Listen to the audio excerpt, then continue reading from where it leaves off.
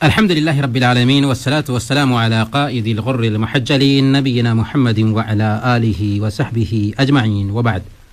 محترم سامعین، دینیوں میں بھائیوں اور بہنوں، السلام علیکم ورحمۃ اللہ وبرکاتہ۔ ریڈیو کویت کے ہفتہ وار دینی پروگرام باتیں جن سے زندگی سنورتی ہے میں آپ سب کا استقبال ہے۔ ہم آپ کے ساتھ 9 بجے تک ہیں۔ اس بیچ آپ کال کر سکتے ہیں اور SMS بھی بھیج سکتے ہیں، جن کے جوابات آپ کو انشاءاللہ براہ راست دیے جائیں گے۔ محترم بھائیوں اور بہنوں، ابھی ہم شعبان کے مہینہ سے گزر رہے ہیں۔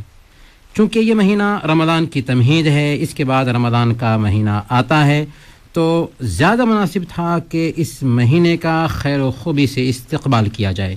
چنانچہ اللہ کے نبی صلی اللہ علیہ وسلم جو ہم سب کے لیے آئیڈیل ہیں، نمونہ ہیں، آپ کا اسوہ یہ تھا کہ رمضان سے پہلے شعبان کے اس مہینے میں زیادہ سے زیادہ روزے کا اہتمام کیا کرتے تھے۔ چنانچہ صحیح بخاری کی روایت کے مطابق مائی عائشہ صدیقہ رضی اللہ تعالی عنہ بیان فرماتی ہیں کہ اللہ کے نبی صلی اللہ علیہ وسلم روزہ رکھتے یہاں تک کہ ہم سمجھتے کہ آپ روزہ چھوڑیں گے ہی نہیں، اور اللہ کے نبی صلی اللہ علیہ وسلم روزہ چھوڑنا شروع کرتے یہاں تک کہ ہم سمجھتے کہ اب آپ روزہ رکھیں گے ہی نہیں۔ وما رأیت رسول اللہ صلی اللہ علیہ وسلم استکمل صیام شہر الا رمضان، اور میں نے نہیں دیکھا اللہ کے نبی صلی اللہ علیہ وسلم کو کہ کسی بھی مہینے کا مکمل روزہ رکھا ہو سوائے رمضان کے۔ وما رأیتہ فی شہر اکثر منہ صیاما فی شعبان، اور میں نے شعبان سے زیادہ کسی بھی مہینے میں اللہ کے نبی صلی اللہ علیہ وسلم کو روزہ رکھتے ہوئے نہیں دیکھا۔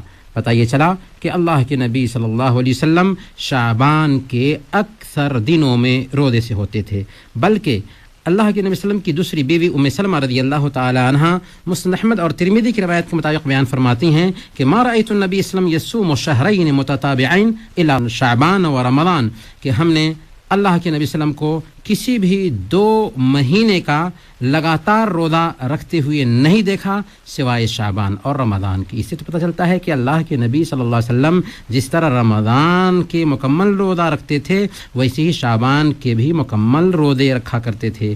لیکن علماء نے اس سلسلے میں یہ بیان فرمایا ہے کہ عرب کسی کام کی اکثریت کو بیان کرنا مقصود ہوتا ہے تو اس کے لیے کل کا لفظ استعمال کرتے ہیں۔ تو کہنے کا مطلب یہ ہے کہ اللہ کے نبی صلی اللہ علیہ وسلم شعبان کے اکثر دنوں میں روزہ رکھا کرتے تھے۔ اب ہمیں سوچنا ہے، غور کرنا ہے، کیونکہ ہمارے لیے اللہ کے نبی صلی اللہ علیہ وسلم کی زندگی اسوہ اور نمونہ ہے کہ ہم نے اب تک شعبان کے کتنے روزے رکھے ہیں۔ اگر ہم نے رکھا زہے خوب اور رکھیں، اگر نہیں رکھا تو صبح کا بھولا ہوا شام گھر لوٹ کر آ جاتا ہے تو اسے بھولا ہوا نہیں کہتے۔ آپ کے ذہن میں ایک سوال پیدا ہوگا کہ آخر اللہ کے نبی صلی اللہ علیہ وسلم شعبان کے روزے کثرت سے کیوں رکھتے تھے؟ تو اس سلسلے میں بھی اللہ کے نبی صلی اللہ علیہ وسلم نے رہنمائی فرما دی۔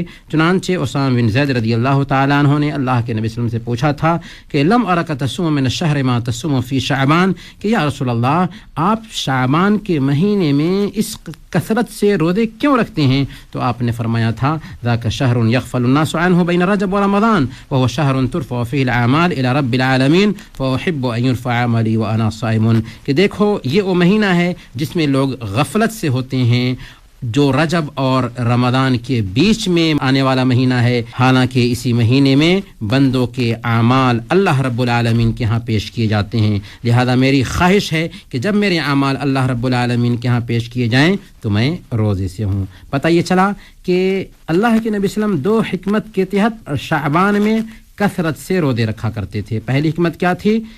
اس مہینے میں عام طور پر لوگ غفلت میں ہوتے ہیں، اور جب لوگ زیادہ عمل کرنے والے ہوں تو اس عمل کو انجام دینا آسان ہو جاتا ہے، لیکن جب عمل کرنے والے کم ہوں تو اس عمل کو انجام دینا مشکل ہوتا ہے۔ تو شعبان میں لوگ اکثر غفلت میں ہوتے ہیں۔ اللہ کے نبی صلی اللہ علیہ وسلم نے کہا اس لیے میں زیادہ سے زیادہ روزے رکھتا ہوں، اور اس لیے بھی کہ سال بھر کے اعمال اللہ رب العالمین کے ہاں اسی مہینے میں پیش کیے جاتے ہیں، اور میری خواہش ہے کہ جب میرے اعمال اللہ کے ہاں پیش کیے جائیں تو میں روزے سے ہوں۔ اس لیے ہمیں بھی چاہیے کہ شعبان کے اس مہینہ میں زیادہ سے زیادہ روزہ رکھا کریں۔